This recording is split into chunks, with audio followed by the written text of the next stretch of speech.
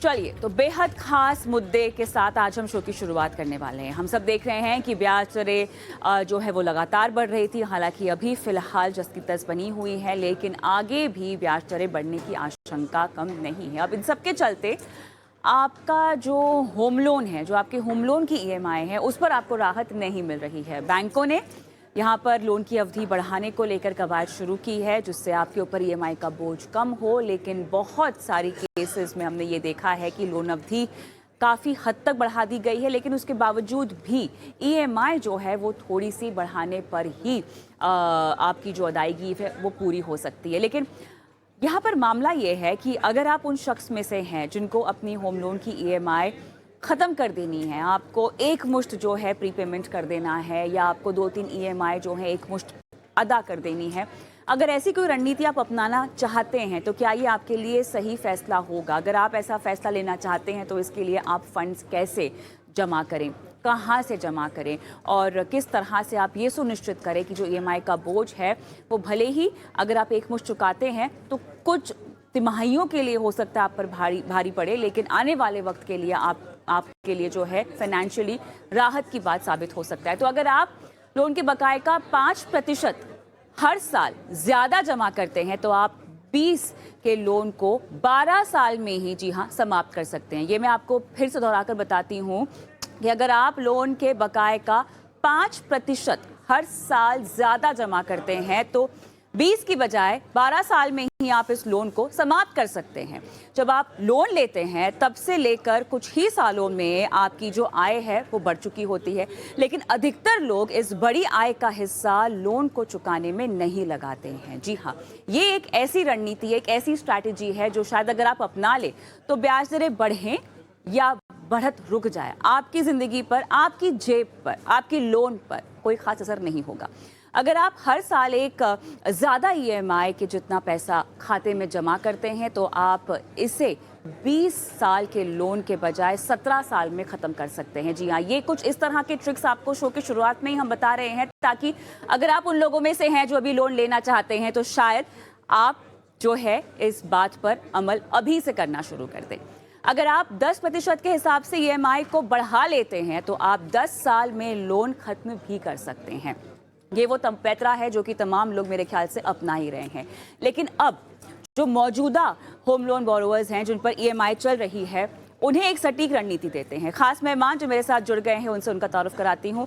Aparna Ramachandra, founder director rectifycredit.com, Hemant AR, AVP communication bankbazaar.com, Pankaj Matpal, MD Opt Money Managers. आप सभी का स्वागत है हमारी इस बेहद खास पेशकश में। और जैसे कि मैंने शुरुआत में ही उजागर कर दिया कि किस तरह से आप भले ही एक मुश्त पैसा चुकाना चाहें, भले ही आप 2-3 महीने की जो अपनी ईएमआई है उसको चुकाना चाहें, मसला ये है कि आपके ऊपर ईएमआई का बोझ जो है, होम लोन की ईएमआई का जो बोझ है वो कम हो।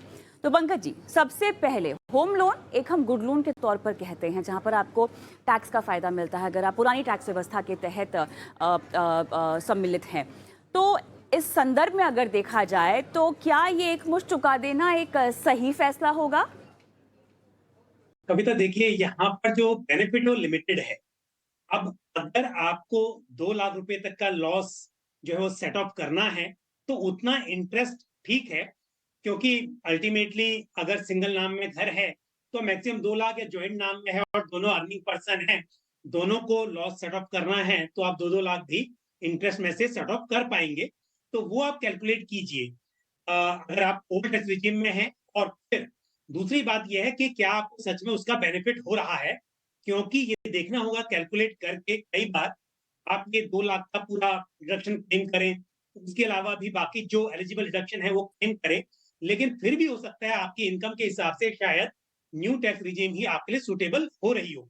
लेकिन हम बात कर रहे हैं अगर ओल्ड टैक्स रिजीम में आपको बेनिफिट हो रहा है, तब भी आप उतना ही इंटरेस्ट रखें, उतना ही लोन रखें जिस पर आप टैक्स का बेनिफिट ले सकते हैं। अदरवाइज हायर इंटरेस्ट पे करके और ये सोचना कि थोड़ा बेनिफिट होगा, शायद वो फायदेमंद नहीं होगा। तो आपको कैलकुलेट करना चाहिए। मेरे ख्याल से हेमंत, आपसे मैं थोड़ा सा गणित चाहती हूँ, क्योंकि मैं चाहती हूँ कि जब से ब्याज दरें बढ़ी हैं, ठीक है, तब से लेकर अब तक, मान लीजिए किसी के पास अगर 75 लाख का लोन है और मान लीजिए उसकी अवधि आपकी 20 साल की है, तो ब्याज दरें बढ़ी, वो सिलसिला शुरू हुआ, उस वक्त की ईएमआई अब तक की ईएमआई में कितना इजाफा हो गया होगा? सो कविता, हम जो देख रहे हैं, जो 2.5% का जो इंक्रीज हुआ है पिछले 1 साल में, उससे लोगों के ईएमआईज़ में करीब 20% का फ़र्क आया है। बट ये चीज़ जो है हर बोरोवर को अलग-अलग तरीके से इम्पैक्ट करता है। बट अगर आपकी रेट करीब 6.5 थी और आपकी रेट अभी 9% हो गई है, तो आपका ईएमआई इस ड्यूरेशन में 1 साल के अंदर करीब 20% बढ़ा होगा। और ये जो इम्पैक्ट है इस रेट हाइक का, वो नॉर्मली टेनर एडजस्टमेंट में ही हम देख रहे हैं, बट कुछ लोगों के तो फिर ईएमआई भी बढ़ने लगे हैं। टेनर और ईएमआईज़ दोनों बढ़ रहे हैं और उनके लिए आई थिंक ज़रूरी हो जाता है कि कुछ तरीका ढूँढें जिससे ये जो उनका इंटरेस्ट आउट ऑफ कंट्रोल हो रहा है, वो वापस कंट्रोल में आए। और हाँ, इसमें प्रीपेमेंट के अलग-अलग तरीके हैं, उनमें से कोई एक तरीका अपनाएँ जिससे उनका लोन और इंटरेस्ट फिर से कंट्रोल में आ जाए। अपर्णा, ऐसे कौन से बैंक्स हैं जो अब लोन की अवधि बढ़ाना बंद कर चुके हैं? कितने बैंक्स होंगे ऐसे, कितने सारे ऐसे बैंक हैं जहां पर हम देख रहे हैं कि अब उनकी एमसीएलआर दरें भी बढ़नी शुरू होगी, तो कहीं ना कहीं जो ईएमआई की चोट है वो अब महसूस होने लगी है। और बहुत सारे बैंकों ने, हमने जाना है कि लोन की अवधि जो है वो बढ़ानी बंद कर दी है। एक ही विकल्प बचता है, अपनी ईएमआई की राशि बढ़ाना। किस किस तरह के ऑफर्स और किस किस तरह की राहत आपके मुताबिक जो आप देख रही हैं बैंक्स दे रहे हैं होम लोन की ईएमआई चुकाने वालों को?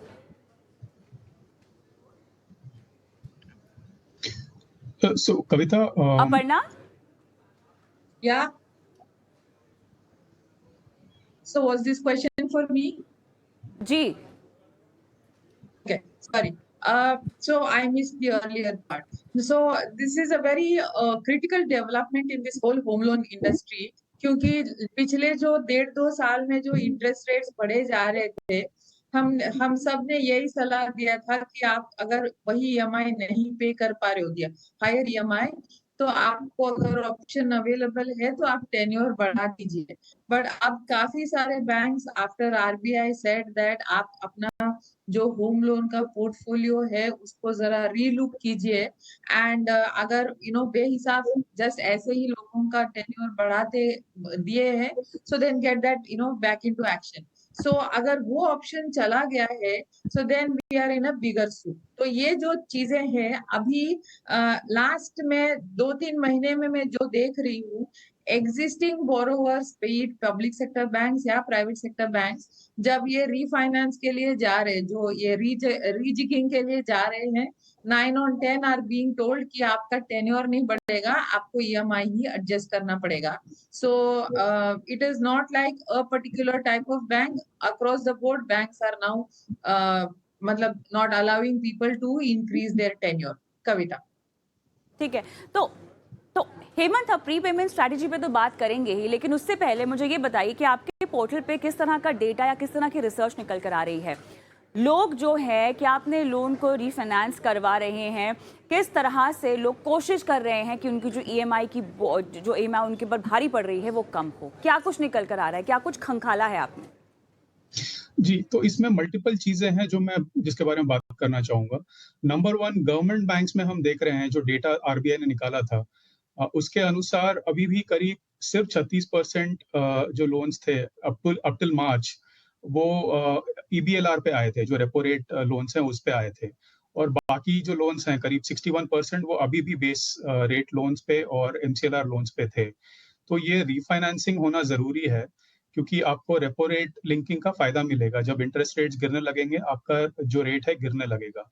सो ये जो ईएमआई जो बढ़ रहे हैं, रेपो रेट भले ही ना बढ़ा हो, एमसीएलआर बढ़ने के कारण जिनके ईएमआईज़ और इंटरेस्ट बर्डन लोगों का बढ़ रहा है, आई थिंक वो टिपिकली गवर्नमेंट बैंक्स के साथ हो रहा है, क्योंकि वहाँ पे ये जो ट्रांज़िशन है उतने जल्दी नहीं हुआ है जितने जल्दी फॉरेन बैंक्स और प्राइवेट बैंक्स में हो गया है। प्राइवेट बैंक्स में करीब 75% ऑलरेडी ईबीएलआर लोन्स हो गए थे और फॉरेन बैंक्स में ये 84% है। तो नंबर 1 ये चीज़ है कि आपको अपने इंटरेस्ट बेंचमार्क को समझना चाहिए और रीफाइनेंस कंसिडर करना चाहिए। दूसरी बात, जब प्रीपे करने की हम बात करते हैं, तो हाई रेट पे प्रीपे करके उतना ज़्यादा असर नहीं होगा आपके लोन पे जितना कम रेट पे पे करने से होगा। सो आप रेट कम करने का पहले प्रयास करें। और जब आप उसके बाद प्रीपे करेंगे तो आपका जो प्रीपेमेंट है और आपके जो आने वाले ईएमआईज है वो ज्यादा असरदार हो जाएंगे। दूसरी बात कविता, इसमें प्रीपेमेंट के बहुत सारे अलग अलग तरीके होते हैं, लमसम पेमेंट्स होते हैं, बट मैं एक टिप देना चाहूंगा, वो ये है कि जो ईएमआई वॉलंटरी ईएमआई इंक्रीज होता है वो एक बहुत पावरफुल चीज है आपका लोन कम करने में। और शायद ज्यादातर लोग इसे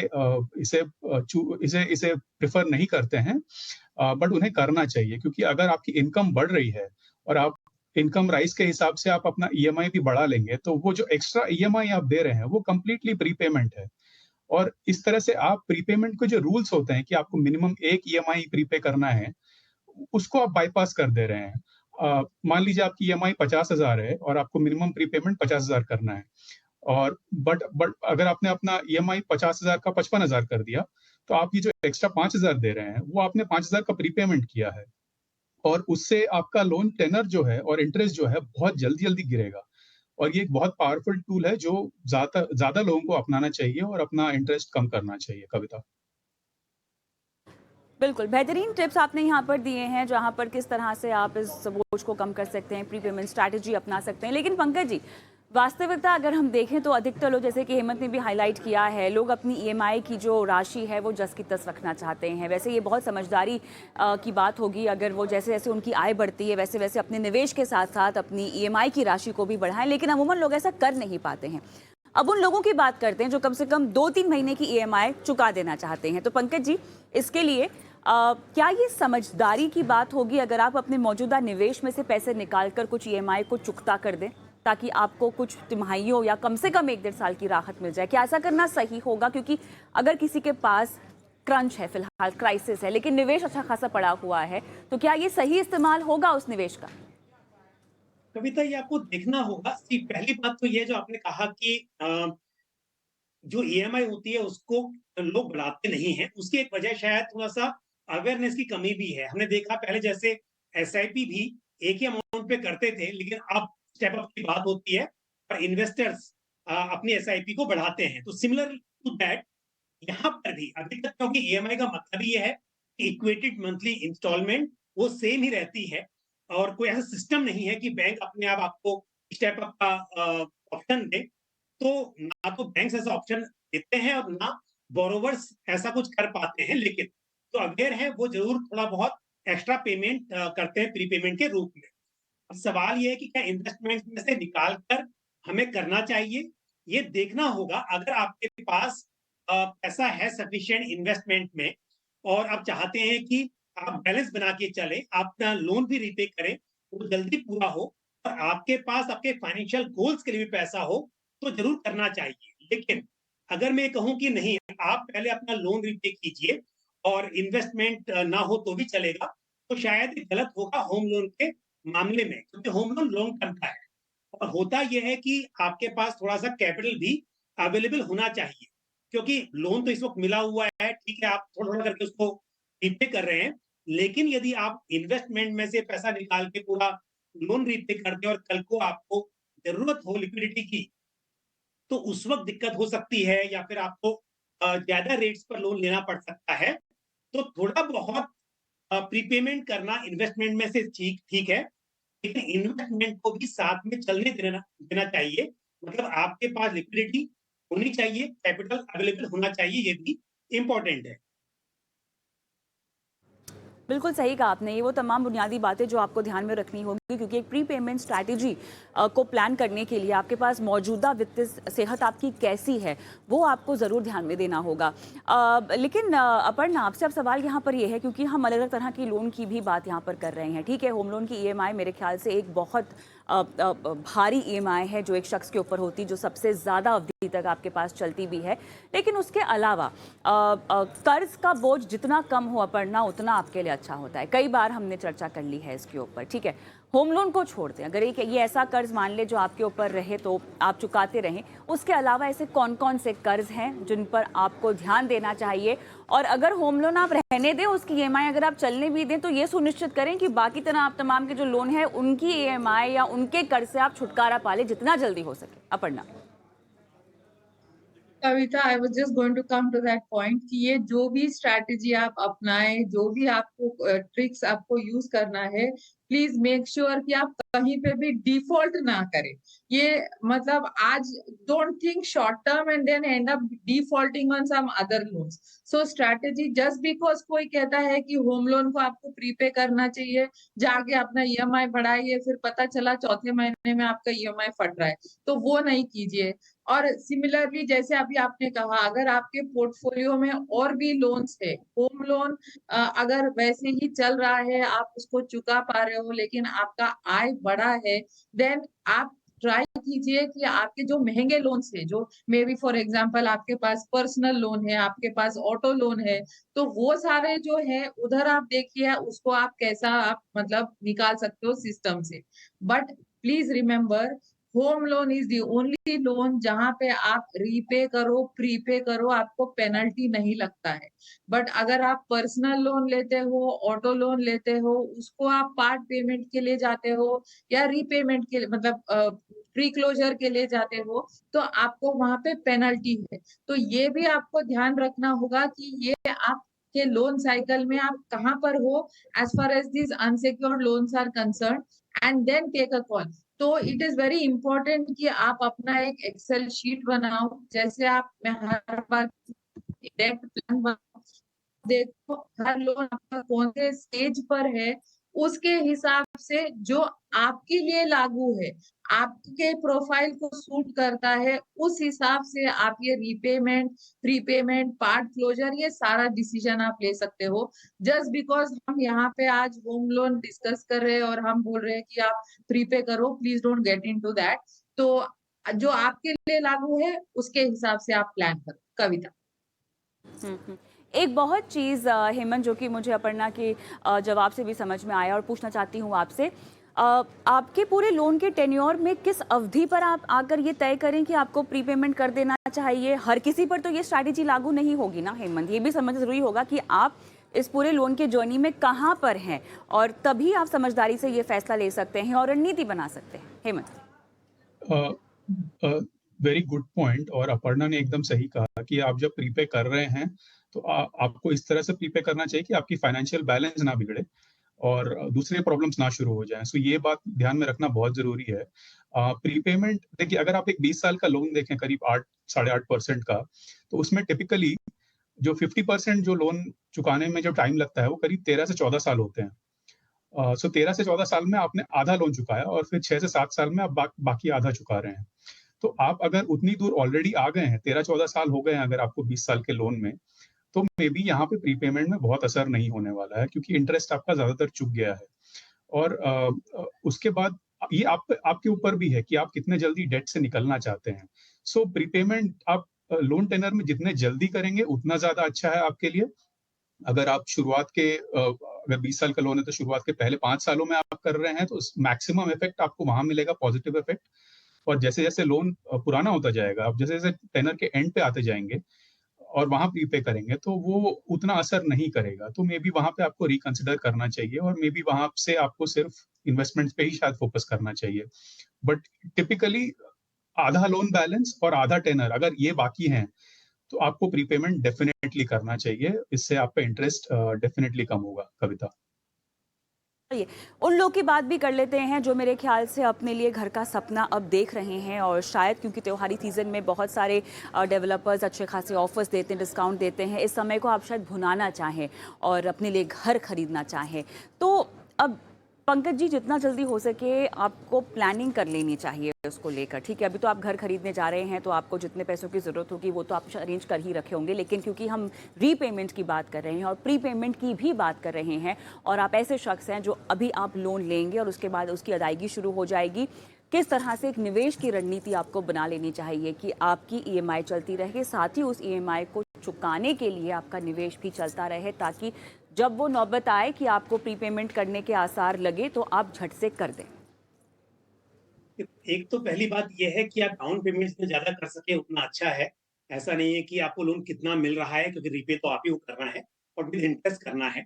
दूसरी बात यह है कि आप थोड़ा सा मार्जिन रखें, क्योंकि इंटरेस्ट रेट बढ़ने से अक्सर टेन्योर बढ़ता है। लेकिन अगर आप ईएमआई बढ़ाएँगे तो आपका लोन टाइम पर या टाइम से पहले पूरा हो पाएगा। और आपको आरबीआई ने भी कहा है, कंसल्टेशन पेपर जारी किए हैं इस बारे में कि किस तरह से, ऐसा नहीं कि हमेशा रेट बढ़े तो आप टेन्योर बढ़ा दीजिए। तो उस बात के हिसाब से भी आप मार्जिन ऐसा रखिए कि आप जितनी ईएमआई पे कर सकते हैं, उससे कम की ईएमआई हो, आपके पास महीने में पैसा बच रहा हो। और फिर एक स्ट्रेटेजी मैं ज़रूर कहूँगा कि जितने की ईएमआई है, उसका 10% अमाउंट जो है, उसकी आप एक मतलब एसआईपी कर दीजिए, म्यूचुअल फंड में इन्वेस्ट कीजिए, ताकि वो जो पैसा बढ़े, उससे आपका जो इंटरेस्ट रिपेमेंट है, कम से कम उतनी आपकी इनकम हो जाए, उस पर जो ग्रोथ होगी उससे। और दूसरा, जैसे आपने कहा कि यदि जल्दी रीपे करना हो, यदि आप जल्दी रीपे नहीं कर रहे हैं, आपने 20 साल का लोन लिया और 20 साल ही आपने इन्वेस्टमेंट किया एसआईपी के ज़रिए, तो भी यहाँ पर इतना शायद ग्रोथ हो जाएगी कि आपका जो टोटल इंटरेस्ट गया हुआ है, वो आपका वहाँ से रिकवर हो जाएगा।